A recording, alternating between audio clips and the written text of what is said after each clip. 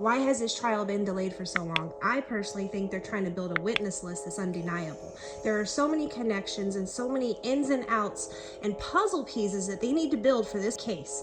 You've got Yella Beezy, you've got Trap Boy Freddy, you've got Jazzy Banks, you've got Rainwater. Where do they all fit in? And now Mo3's jewelry's missing? They took Mo3 jewelry when he went in the ambulance, and they took him to check and see how many times he got hit up. He had no cell phone and he had no jewelry on him.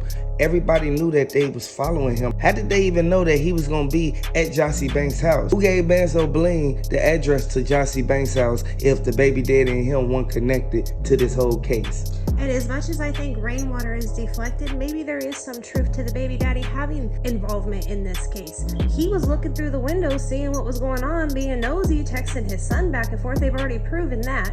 But did he call the person to make the action? Or was this a pre-plotted plan that, okay, you be the lookout, see when he arrives, let us know where to go? Because you got to realize Mo3 got up and left that house like it was just a regular day. He in no way would have put himself in that predicament had he known that there was going to be any type of danger ahead. And he's sitting here thinking that he's got his protection in the glove department box. All the meanwhile, Rainwater's done removed it a couple interviews back. Everybody knew that Mo3 always kept it on him. He always rolled with it on his lap. This particular day, he didn't have it on him. Everybody knew how Mo3 jewelry looked. Once Mo3 instantly got hit up, next thing you know, Benzo Bling, he skirt off with everything. This is where he instantly called Yella Beezy. Yella Beezy told him, man, is it done? He said, yeah, it's done. This is where everybody started to forget what really happened on that highway. Trap Boy Freddy was right there on the side getting off the highway interstate. This is a sad situation. We have to really pay close attention to the people we keep in our circle. Once they bust this case wide open, it's going to be over with. The feds found the missing jewelry. They got the pictures of everybody who was involved in this. Everybody knew for a fact that Yella Beezy, him and Trap Boy Freddy, they wanted to get Mo3 years back. They couldn't get up with him. They got up with Bubba, so they sent the dude out there. They sent Jazzy Banks out there. This is why Benzo Bling facing this time right now. Even though he been convicted of a weapon, that's the same weapon that was used to hit up Mo3. What I do know is when something's under investigation for this long, they are building a rock solid case. The FBI don't play around. They are going to build it to where you have undeniable facts. They're looking at forensics. They're looking at physics. They're looking at DNA. They're looking at every scenario case possible and what would tie this back together, from phone records to text messages, even the internet, because they like to put every move they make right out there on blast. They try to code word it, but they have people that can interpret this stuff. They literally have people that sit there and listen to song lyrics just trying to catch a piece of evidence. This is not going to be by default. They are going to go for their man and they're going to come in heavy. This is why Moneybag Yo, he didn't even want to buy the jewelry at first, but he trying to figure out, like, man, where you get this from? He knew Yella Beezy only wears certain kind of jewelry. Everybody know it ain't just no hit. They got down on Mo3, and it's a sad situation. I want everybody to drop the RP Mo3s down in the comment section. Let me know if you think this is something that could have easily been avoided. At the end of the day, it absolutely is something that could have been avoided because, you know, the industry is big enough for everybody. There's different genres for a reason. There's different styles and different sounds that people enjoy, and you have a certain following for each and every one. Jealousy got the best of these people because Mo3 was one of the best rappers there was, and people really gravitated towards him, his stories, and every involvement he had with the community. Not saying anybody is innocent in this factor, but they definitely were hating against Mo3 in the biggest fashion, and they took it out right there on the interstate. This why Trap Boy Freddy trying to cover his tracks now. He knew that he played a big role in it. He was right there to make sure it got done. But Benzo Bling, he facing the time for it right now. As soon as they go to court and they go to trial, everybody know for a fact Jazzy Banks was the last place and the last person who he really was talking to. Rainwater was on the phone while it was going on. These people got to come to court and testify and say what they heard. At the end of the day, what do we learn from this? That when you're onto something bigger and better, you need to move out of the area you grew up in. You need to pay attention to who's in your circle. And you need to walk away from whatever drama and chaos you've involved yourself in prior to becoming someone famous or even someone who's just moving up in life. You can't take everybody with you. Yella Beezy told Trap Boy Freddy, stay far from away from Jazzy Banks' house. Let Benzo Bling do all the following, and then you just make sure it get done.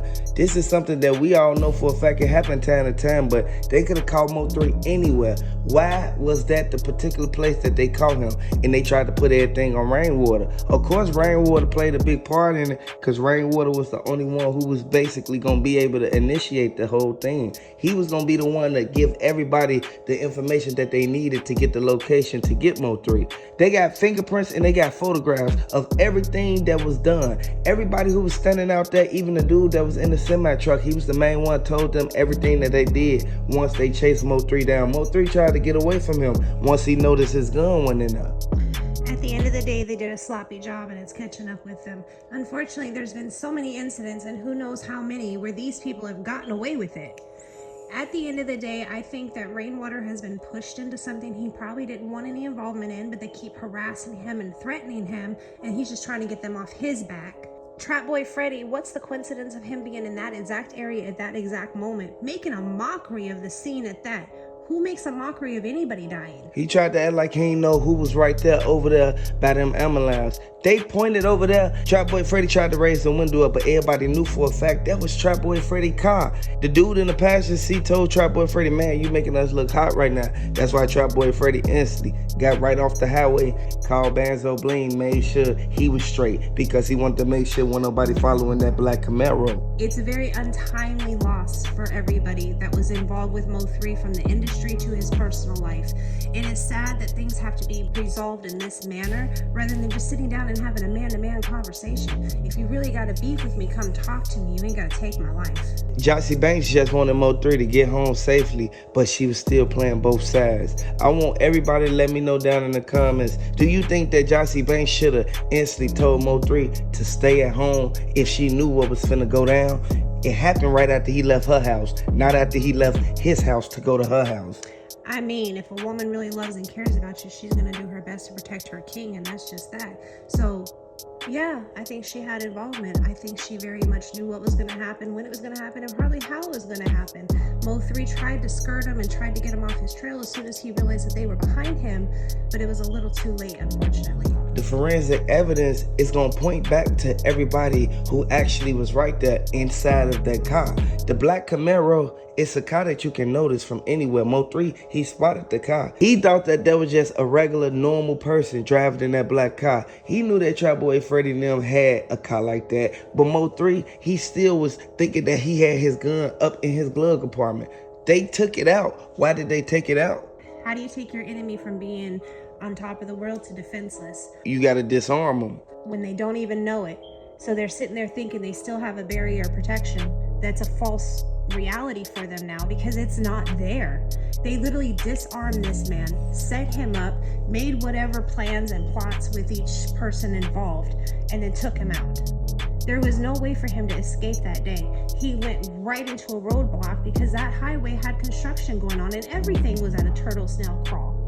There was no way he was going to get away that day. Hit the like button, subscribe to the channel. Let me know if you're a fan of Mo3.